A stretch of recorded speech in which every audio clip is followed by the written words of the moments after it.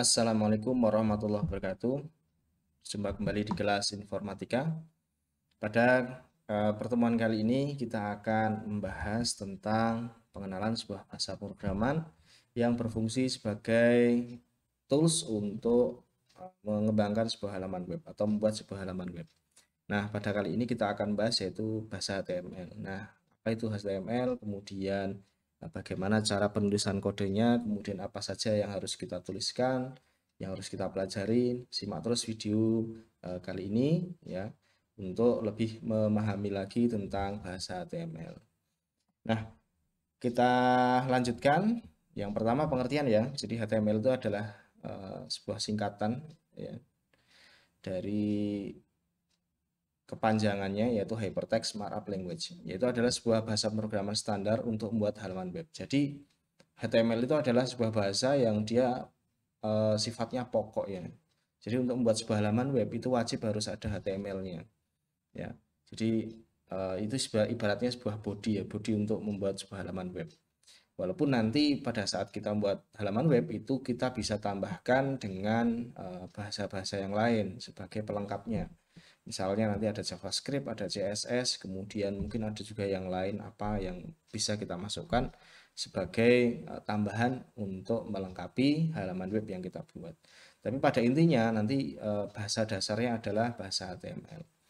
Kemudian ciri dari bahasa HTML yang paling khas adalah dia memiliki yang namanya tag ya, tag atau penanda. Jadi dia selalu ada tag pembuka dan tag penutupnya. Jadi seperti ini, ya ini tag ya, wujud tag itu seperti ini, ada tanda lebih kecil sama lebih besar. Ya ini tag, kemudian di sini ada lagi tag untuk penutup. Kalau ini pembuka, ya ini penutup. Bedanya adalah kalau tag penutup itu ada garis miring ya, ada tambahan garis miring atau slash di depannya. Jadi ciri khas dari bahasa HTML adalah ada tag pembuka dan tag penutup. Ya, kalau kalian nanti melihat sebuah kode, kemudian ada model-model seperti ini, ya terutama kalau kalian melihat kode dari source code halaman web, nanti mesti akan ketemu dengan tag-tag semacam ini. Nah, ini adalah yang disebut tag, ya, yang itu merupakan ciri khas dari bahasa pemrograman HTML. Nah, kemudian contoh kodenya seperti apa sih? Ya, dari HTML ini. Nah, mungkin kalian secara entah sengaja atau tidak sengaja mungkin pernah melihat kodenya atau melihat source code-nya. Jadi cirinya seperti ini source code dari HTML yang paling simpel ya. Jadi yang pertama ada doctype, ini awalan saja. Kemudian di sini ada HTML, ini adalah tag pembukanya untuk HTML ya. Kemudian di sini ada tutupnya. Kemudian di dalam HTML itu ada dua bagian utama ya yang menyusun dari sebuah halaman web. Yaitu yang pertama ada tag head atau kepala. Ini isinya biasanya title, kemudian ada nanti JavaScript dan lain sebagainya. Kemudian di bawahnya itu ada tag namanya body. Nah, kalau tag head itu biasanya untuk informasi-informasi yang akan dibutuhkan ya oleh si website. Nah, kalau bagian body adalah isi ya dari halaman web yang akan kita buat. Jadi nanti kalau misalnya kita akan membuat tabel data, kemudian kita akan membuat gambar atau menampilkan video, itu semua letaknya ada di bagian body. Ya, kalau head itu dia untuk informasi tambahan, misalnya untuk mengambil kode-kode JavaScript, untuk mengambil kode-kode CSS, SEO dan lain sebagainya itu letaknya di head. Tapi kalau body dia khusus untuk meletakkan isi ya, isi dari halaman web yang akan kita buat ya, itu isi dari body. Nah, kemudian penjelasannya kurang lebih seperti ini. Ini deklarasi tab ya dan versinya ya. Nah, perlu diketahui juga bahwa HTML sekarang versinya yang terakhir adalah versi 5. Ya, HTML 5 terkenalnya. Kemudian di bagian berikutnya di sini ada tag. Ya, ini tag wajib. Tag wajib namanya HTML. Selalu dibuka ada tag seperti ini ya. Walaupun kalau tanpa seperti ini sebenarnya bisa, cuman itu melanggar aturan. Jadi ini harus ditulis ya HTML pembuka sama tag penutup untuk HTML. Nah, di dalamnya sini ada head ya. Jadi ini bagian head, kemudian ada bagian body. Ya, pokoknya intinya secara dasar atau default sebuah bahasa HTML atau sebuah halaman web yang dikembangkan menggunakan bahasa HTML itu selalu bentuknya kurang lebih seperti ini. Jadi mesti ada HTML-nya seperti ini, kemudian ada head-nya, kemudian ada body-nya. Ya, harus seperti itu. Ya, ini standarnya. Ya, nanti di belakangnya tentu saja kodenya akan lebih kompleks dan lebih rumit. Itu dari struktur dasar bahasa HTML. Nah, sekarang kita akan coba uraikan satu persatu ya. Apa itu doctype, kemudian HTML, head, bodies, itu lebih detailnya seperti apa. Nah, yang pertama adalah bagian deklarasi. Ya, kita perhatikan pada kode sebelumnya di atas itu ada doctype HTML. Ini adalah deklarasi untuk menyatakan tipe dokumen ya dan versinya.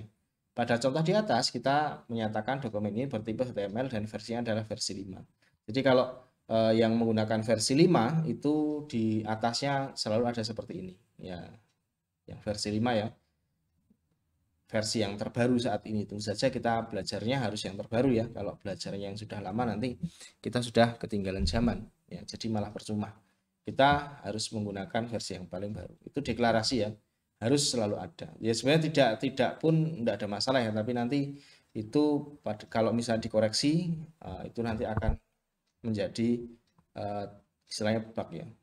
Temuan lah. Ya, walaupun sebetulnya kalau tidak ada doctype ya tetap aja jalan, nggak ada masalah. Kemudian yang berikutnya ada tag pembuka HTML dan tag penutup HTML. Nah, tag HTML itu adalah sifatnya wajib pada setiap dokumen HTML. Ini merupakan tag pembatas awal dan akhir dalam setiap dokumen yang kita buat. Ya, jadi neng pucuk dhuwur itu ada pembuka HTML, kemudian di paling bawah itu juga ada penutup menggunakan slash HTML. Nah, di dalam tag HTML ini terdapat dua tag penting lagi, ya ini head ya. Tadi sudah kita bahas, head kemudian tag body. Nah, head ini berisi apa? Nanti kita bahas setelah ini. Yang body berisi apa? Juga kita akan bahas setelah ini. Setelah itu barulah terakhir tag HTML ditutup dengan slash HTML. Jadi untuk menutup kita harus menggunakan slash HTML atau garis miring HTML ya di bagian akhir dari dokumen. Jadi ini tag ini sifatnya wajib ya. Tag HTML sama penutup HTML. Kemudian yang berikutnya adalah bagian head. Bagian head adalah kepala dari setiap dokumen HTML. Ya, dimulai dari tag head dan ditutup dengan slash head. Seperti ini ya. Ini ilustrasinya. Jadi ada head, kemudian ada slash head. Ya ini. Nih, di dalamnya ada macam-macam. Umumnya secara defaultnya, standarnya itu adalah isinya title. Ya, umumnya adalah isinya title. Title itu judul ya. Judul itu akan muncul di tab. Kalau kita menggunakan misalnya Google Chrome ya, di atas itu ada tab misalnya sistem apa ya, atau website SMA 1 Jakarta misalnya. Nah itu nanti keluarnya di sana. Title itu nanti digunakan untuk judul ya, judul dari halaman yang sedang kita buka. Ya, pada bagian head ini biasanya digunakan untuk menuliskan tag-tag yang akan dibaca oleh mesin. Ya, seperti apa? Misalnya tag meta SEO, kemudian SEO itu search engine optimization ya. Jadi untuk agar mesin pencari itu mudah mengenali situs yang kita buat, itu bisa menggunakan SEO. Kemudian ada tag title, ini untuk judul. Tadi sudah tak bahas, yaitu judul dari laman yang sedang kita buka. Kemudian tempat menuliskan kode CSS dan JavaScript ya, biasanya di-include-kan ya. Jadi misalnya kita membuat kode CSS dan kode JavaScript. CSS itu fungsinya untuk menata tampilan agar lebih rapi lagi. Kemudian JavaScript untuk manipulasi data. Itu nanti akan kita pelajari pada kesempatan berikutnya. Kemudian selanjutnya ya, ada bagian body. Nah, seperti yang saya sampaikan tadi bahwa bagian body adalah isi dari halaman web ya, di mana kita memasukkan informasi yang akan kita sampaikan itu di dalam body tersebut ya, di dalam body ya. Bagian body adalah bagian yang ditampilkan pada browser ya.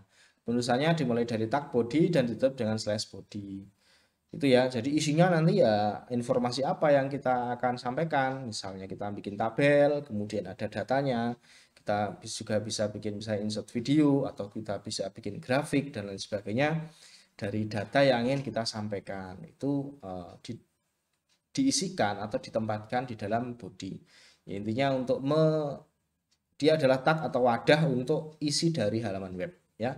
Jadi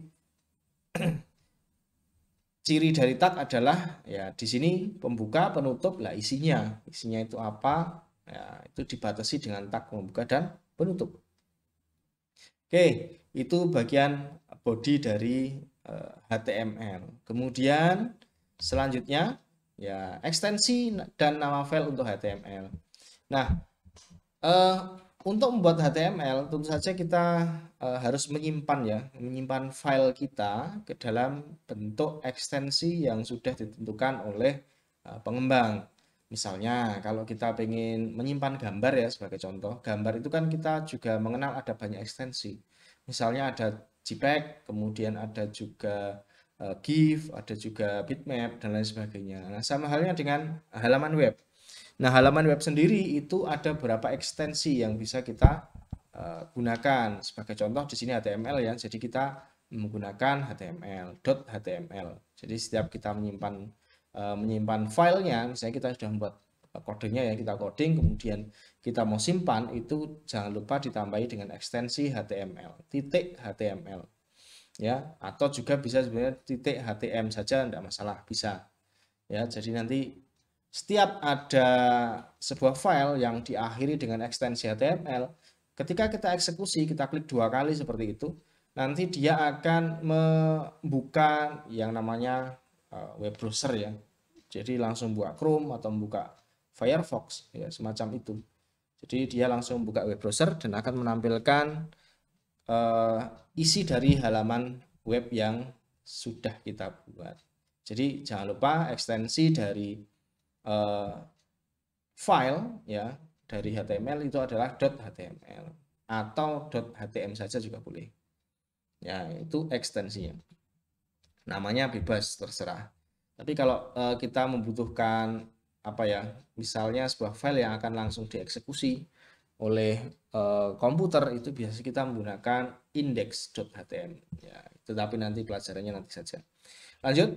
Kemudian untuk membuat sebuah halaman web atau kita akan belajar membuat halaman web, apa saja sih yang dibutuhkan atau peralatan alat dan bahan lah istilahnya. Alat dan bahan yang kita butuhkan itu apa untuk membuat halaman web ya. Yang pertama tentu saja adalah text editor. Text editor adalah sebuah software yang digunakan untuk menuliskan kode-kode program yang nanti akan disimpan ke dalam bentuk HTML. Nah, text editor yang bisa digunakan untuk membuat halaman web menggunakan HTML itu cenderung lebih apa ya, lebih banyak ya. Bahkan sekelas Notepad yang kita kenal di Windows saja itu bisa kita gunakan untuk membuat halaman web. Ya, tapi tentu saja agak rumit ya, karena tulisannya kan benar-benar tanpa format ya, hanya hitam dan putih, sehingga kadang-kadang kita jadi bingung. Nah, selain itu kita bisa gunakan misalnya kayak yang lebih canggih ada Notepad++, atau mungkin bisa juga menggunakan Sublime Text ya, kalau mungkin ada yang kenal, atau yang mungkin sudah biasa kita pakai untuk pelajaran sebelumnya ya, itu bisa kita menggunakan VS Code. Sama saja, mau pakai VS Code, Sublime Text, Notepad++, sama saja, nggak ada masalah ya. Yang penting kita bisa nuliskan kode, kemudian kita simpan dalam bentuk HTML. Nanti pada saat dieksekusi otomatis itu akan menampilkan web browser dan menampilkan isi dari kode yang sudah kita tulis. Nah, kemudian berikutnya apa saja, yaitu web browser. Ya, tentu saja kita butuh web browser ya, karena dalam mengembangkan sebuah web tentu saja kita akan menampilkan, ketika kita akan menampilkan isi dari kode yang sudah kita buat itu harus menggunakan web browser. Nah, pilihannya ada banyak banget web browser ya. Ada Chrome, ada Safari, ada Opera, ada Edge, ada juga Firefox. Monggo pilih yang paling disukai mana. Bisa pakai Firefox atau mungkin Google Chrome. Kalau saya biasanya itu sih. Kalau yang lain saya tidak terlalu sering menggunakan. Kalau yang paling sering sebenarnya adalah Google Chrome. Ya, nanti menyesuaikan sajalah dengan kondisi yang ada di perangkat masing-masing. Oke, jadi ada dua ya. Ada yang pertama adalah editornya, kemudian yang kedua adalah web browser untuk menampilkan hasilnya. Nah, selanjutnya, oke, kita coba dulu sebelum nanti lebih lanjut kita bahas lebih detailnya. Nah, sekarang kita akan coba membuat sebuah dokumen HTML ya. Dokumen HTML yang pertama. Seperti apa sih cara membuatnya? Jadi kita tidak hanya teori saja. Nah, saya akan buka sebuah atau membuka VS Code-nya. Ya, kita akan membuka VS Code seperti ini. Ini adalah Visual Studio Code yang saya pakai. Ya, kita akan membuat kodenya nanti di sini. Namun sebelum itu kita perlu membuka Explore, ya, Windows Explore. Ya, ini ada Windows Explore seperti ini. Kita perlu membuat folder. Tujuannya apa? Agar nanti file yang kita buat itu tersimpan secara istilahnya terkelompok ya di dalam satu folder, agar kalau kita mencari atau mungkin kita juga akan mengedit itu akan lebih mudah. Misalnya di folder desktop ya, di sini saya membuat sebuah folder baru. Saya membuat sebuah folder, katakanlah namanya HTML gitu ya. HTML seperti ini. Oke. Ya, ini ya saya sudah membuat folder HTML, masih kosong. Kemudian ini bisa di minimize saja atau di close, nggak masalah. Kemudian di VS Code-nya kita open folder semacam ini. Kemudian kita cari folder HTML. Tadi kan di desktop ya, kemudian HTML ini. Kemudian select folder. Ya, nanti akan memunculkan isi dari folder. Isi dari folder HTML. Karena ini belum ada isinya ya kosong ya. Masih kosong. Baik, seperti itu. Jadi pastikan VS Code yang kita miliki itu mengarah ke folder HTML yang barusan kita buat. Jadi kalau misalnya kalian menggunakan yang lain, Sublime Text juga langkahnya sama, open folder saja, nanti arahkan ke folder HTML yang barusan kita buat. Oke, kemudian selanjutnya ya, kita bisa langsung tambah file di sini. Nah, ini ada ikon new file ya. Kita pilih new file saja di sini, klik new file. Misalnya kita kasih nama, kita berikan nama project namanya pertama gitu ya. Kecil aja. Pertama seperti ini. Kemudian kita boleh langsung ekstensinya .html seperti ini. Ya, kemudian enter saja. Ya, kalau di Sublime Text langsung memberikan kode ini ya. Ada kode angka 5 sama kayak tameng gitu ya. Itu adalah lambang dari HTML5. Nah, kemudian kita tuliskan kodenya. Nah, sebenarnya ada langkah cepat sih, tapi saya nggak mau mengajarkan dulu langkah cepatnya karena kita masih belajar. Kita langsung ke tab HTML saja ya, seperti ini. Ya, nanti otomatis langsung nutup ya. Kalau di VS Code ya enaknya seperti itu, sudah ada autocomplete-nya. Ya, kalau belum nanti bisa diinstal ekstensinya sebenarnya. Nah, HTML seperti ini adalah tag dasar atau tag basic ya dari dokumen HTML. Kemudian seperti yang sudah kita coba tadi, di dalam HTML itu ada dua tag utama. Nah, apa masih ingat nggak? Ya, yaitu yang pertama adalah tag head seperti ini. Ya, ini head. Kemudian yang kedua, di bawahnya ada tag body. Ya, body seperti ini. Ya, ada tag head dan tag body. Seperti ini. Ya, ini tak enter ya biar lebih jelas. Ada head, ada body seperti ini. Nah, head itu berisi apa? Head itu bisa kita isikan dengan title misalnya. Yang paling basic ya. Yang paling basic adalah title. Misalnya web pertama seperti ini. Ya, ini adalah titelnya. Ya, isinya itu. Nah, kemudian di bagian body ini isinya adalah informasi yang akan kita tampilkan di web browsernya. Nah, misalnya ini sebagai contoh ya. Ini saya pakai tag H1 seperti ini misalnya. H1 itu heading ya, istilahnya kayak judul lah. Nah, misalnya kita tuliskan ini adalah halaman web pertama yang ditulis menggunakan kode HTML murni. Nah, misalnya gini. Karena mungkin kalian sudah sering ya membuat blog atau mungkin membuat page ya dari apa? page HTML ya. Tapi kan kalian misalnya buatnya pakai program, misalnya kayak Nextpage atau mungkin ya kayak ada editor-editor tertentu lah, ada yang langsung bisa bikin static. Tapi tentu saja itu tidak akan apa ya membuat pemahaman pada kalian bahwa oh bahasa HTML ini jadi kayak gini. Ya, seperti itu. Kalau di sini kita belajarnya basicnya dulu. Kita paham dulu HTML-nya, kemudian nanti kalau membuat page yang static itu gampang lah ibaratnya. Karena itu cuma tinggal klik sana, klik sini ya, beres. Oke. Kalau ini sudah selesai seperti ini, silahkan diikuti ya. Kalian juga ngetik kodenya seperti ini. Nah, kalau sudah kita simpan, file save. Oke, ini ya. Kita sudah simpan.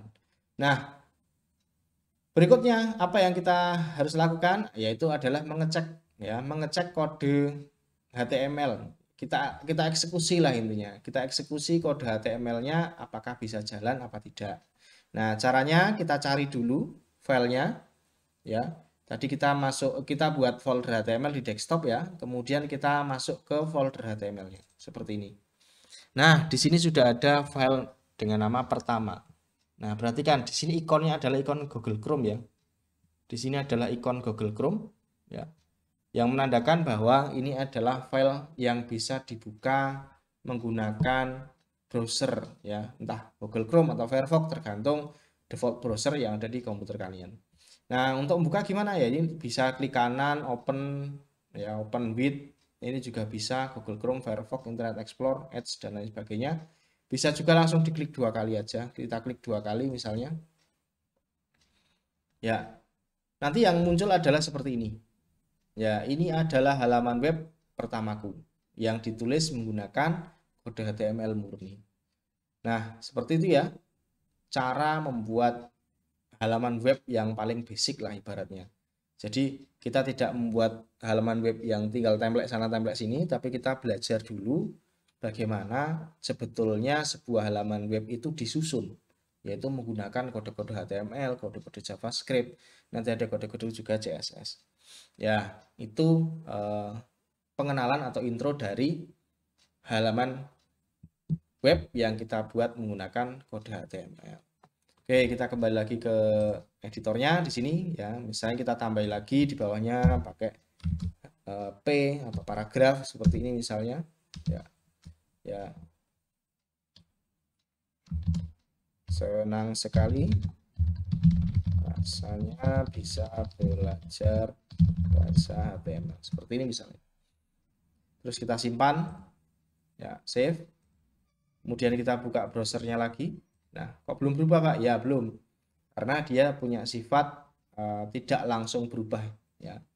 Kalau di pemrograman yang model baru namanya hot reload, tapi ini kan bukan modern ya, jadi tidak bisa. Jadi kalau di sini harus di refresh dulu baru nanti muncul muncul perubahan yang sudah kita berikan ya, seperti itu. Jadi simpan kemudian refresh, simpan refresh ya, caranya seperti itu. Nah, itu adalah pengenalan dari kode HTML. Nah, selanjutnya kita nanti akan bahas beberapa bagian lagi. Jadi di sini ternyata ada namanya atribut ya. Ini nanti ada atributnya. Misalnya paragraf, ini ada atributnya apa. Kemudian nanti ada penjelasan tag ya. Kemudian elemen itu apa. Nah, kita bahas, kita lanjutkan bahas ya setelah ini. Baik, ini sudah nggak ada masalah. Sekarang kita kembali lagi ke slide-nya. Nah, kita kembali lagi ke slide-nya seperti ini. Nah, sekarang kita akan membahas sedikit lebih detail dari kode HTML yang tadi sudah kita buat. Yaitu kita akan bahas yang namanya tag, kemudian elemen, dan atribut. Tadi tag kita sudah bahas ya, nanti setelah ini kita kenalan dengan elemen dan atribut itu apa. Oke, yang pertama tag. Nah, apa itu tag? Ya, tag adalah sebuah penanda atau awalan dari akhiran dari sebuah elemen HTML. Tag dibuat dengan kurung siku atau tanda lebih kecil ya. Lalu dalamnya berisi nama tag, kadang juga ditambahkan dengan atribut. Contoh seperti ini. Ada tag P, ya. P itu namanya paragraf ya. Jadi ini seperti singkatan-singkatan lah ya. P itu paragraf. Kalau A itu biasanya untuk link ya, A href ya, untuk link. kemudian ada body, tadi kita sudah coba, ada head, kemudian nanti ada image, img, kemudian ya banyak lagi, ada H1 kayak gini tadi kita coba ya, H1, nah, itu namanya heading, kemudian ada juga P paragraf. Ya, ini adalah tag. Ya, apa itu tag? Penjelasannya tadi kita sudah banyak sekali membahasnya. Kemudian cara menulis tag yang benar. Ya, pito carane sing nulis sing bener iki. Yang pertama, tag wajib. Tag wajib harus ditulis. Jadi kita tidak bisa melewatkan tag wajib. Tag wajib tadi kita sudah bahas, ada berapa, yaitu yang pertama HTML, kemudian ada head, ada title, ya untuk dan body. Ya. Jadi itu adalah tag-tag wajib. Oh ya, satu lagi doctype ini ya, atau deklarasi tipe dokumen dari HTML-nya. Kemudian selanjutnya gunakan huruf kecil. Ya, gunakan untuk membuat tag itu jangan pakai huruf gede, tapi pakai huruf kecil saja. Contoh seperti ini. Ya inilah ya, HTML, head, body. Sebenarnya nggak apa-apa, kita pakai huruf gede itu juga bisa. Misalnya HTML itu gede ya. Tapi nanti kesannya jadi tidak rapi. Hindari menggunakan huruf besar ya untuk penulisan tag. Jadi pakainya yang huruf kecil saja. Jadi agar lebih rapi. Kemudian pastikan menutup tag dengan benar. Nah, pada saat kita nanti coding HTML itu kadang tag itu bisa bertumpuk-tumpuk. Misalnya, saya ingin huruf tebal, miring, dan underline seperti ini ya. Ini contohnya. I itu untuk italic atau huruf miring, kemudian B itu bold, kemudian U itu untuk underline. Nah, cara yang benar untuk membuat tulisan memasak ini hurufnya miring, tebal, dan bergaris bawah, maka yang benar seperti ini. Urut ya. Kalau yang paling luar I, maka di belakang juga yang nutup paling luar I. Kalau yang tengah itu bold ya, atau huruf tebal, maka yang tengah di sini juga harus huruf tebal atau penutup dari huruf tebalnya. Kemudian yang U atau underline itu paling dalam, ya di sini harus paling dalam. Jadi yang benar seperti ini. Nah, kalau yang salah seperti ini nggak boleh karena kebalik-balik ya. Ya bukan kebalik sih, ini malah urut ya. Ini ke sini, ini ke sini, ini ke sini. Sebenarnya bisa juga, nggak masalah. Tapi nanti pada saat dibaca itu kodenya jadi tidak rapi. Intinya kayak gitu. Jadi yang benar adalah seperti ini, yang salah adalah seperti ini. Itu cara menulis tag yang sesuai dengan aturan. Itu.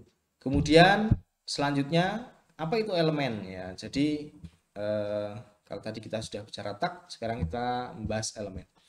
Elemen dalam HTML adalah sebuah komponen yang menyusun dokumen HTML. Jadi nek tag itu hanya batase ngarep karo batas mburi. Kalau elemen itu isinya, jadi kabeh sekotak sa isi-isine, sa atribute disebut dengan elemen. Jadi kabeh iki elemen.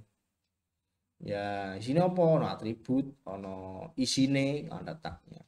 Jadi elemen itu adalah kumpulan atau ya apa ya, adalah sebuah komponen yang menyusun dokumen HTML. Ini elemen. Ya, jadi saka ngarep tag dibuka, tekan tag ditutup itu disebut dengan elemen. Ya. Kemudian atribut. Nah, ini penting. Atribut adalah kata khusus yang berada di dalam tag pembuka. Ya, atribut juga disebut sebagai modifier yang akan menentukan perilaku dari elemen. Nah, atribut ini seperti apa ya, tambahan informasi bagi tag ya yang nanti akan berimbas kepada isi dari tagnya. Contoh misalnya di sini saya ada tag paragraf ya. Kalau hanya paragraf saja tanpa ada tambahan align, di sini nanti dia akan berada di sisi kiri tulisannya. Tapi kalau saya tambahi dengan atribut align sama dengan center, jadi saya memerintahkan tag ini nanti ditulis ya, akan menulis tulisan yang ada di dalamnya itu berada di tengah ya, dengan hanya menambahkan atribut seperti ini. Nah, atribut ini nanti bisa banyak, nggak cuma satu. Jadi ada align, kemudian ada apa lagi, tentu saja mengikuti dari atribut yang tersedia untuk tagnya ya. Misalnya kayak paragraf ini, oh dia tersedianya misalnya align. Kemudian ada image, nanti ada image source, image width, image height dan lain sebagainya. Jadi tergantung dari tag yang digunakan ya. Tag digunakan apa, nanti atributnya mengikuti tagnya. Ya, kemudian jenis-jenis atribut ya, jenis-jenis atribut itu ada 3. Jadi atribut global. Atribut global adalah atribut yang bisa ditambahkan pada semua elemen HTML. Contoh Ya, karena tadi saya bilang ya, kalau tag itu mengikuti dari elemen itu mengikuti dari tag yang kita pakai. Tapi ada jenis-jenis atribut tertentu yang itu bisa digunakan secara global. Misalnya ada ID kelas, itu nanti lebih lanjut ya. Jadi misalnya tag ini kelasnya apa, nanti dia akan mengikuti kelas CSS ya, CSS yang kita gunakan. Kemudian ada atribut event. Atribut event itu adalah atribut yang digunakan untuk menentukan aksi yang dilakukan saat terjadi pada suatu elemen. Jadi misalnya ini digunakan untuk kode-kode JavaScript. Misalnya kita punya tombol ya. Kalau kita klik tombol ini, maka akan menampilkan alert atau pemberitahuan misalnya. Kita klik, maka apakah Anda akan menghapus data ini misalnya. Nah, itu adalah event namanya. On click ya, atau kalau on chain ya, misalnya kalian tentu saja pernah mengisikan suatu form yang di situ ada alamat misalnya, ada kabupaten. Kalau kamu milih kabupaten, tok pilih misalnya Kabupaten Bantul, tok klik. Kemudian di bawahnya itu otomatis langsung muncul kecamatan yang ada di Kabupaten Bantul. Nah, itu namanya on change. Jadi setiap kali perubahan, maka yang dilakukan apa? Itu namanya event ya. Jadi kalau pilih kabupaten, kemudian nanti kecamatannya akan muncul. Kalau pilih kecamatan, nanti dia akan muncul misalnya desanya. Kemudian kalau desa nanti ya sudah mentok ya, nggak ada RT. Oke, itu event. Kemudian ada atribut khusus ya. Atribut khusus adalah atribut yang hanya bisa dipakai pada elemen tertentu yang tadi saya sampaikan ya. Jadi kalau misalnya kita pakai image, ada img, maka biasanya dia ada hanya tertentu ya, kayak source. Kemudian kalau href itu biasa digunakan untuk href dan lain sebagainya. Ada target dan lain sebagainya ya. Nah, itu adalah atribut-atribut khusus yang dia mengikat pada tag yang kita gunakan. Itu beberapa penjelasan terkait dengan awalan atau pengenalan atau intro dari pelajaran bahasa pemrograman HTML yang akan kita gunakan untuk membuat halaman web.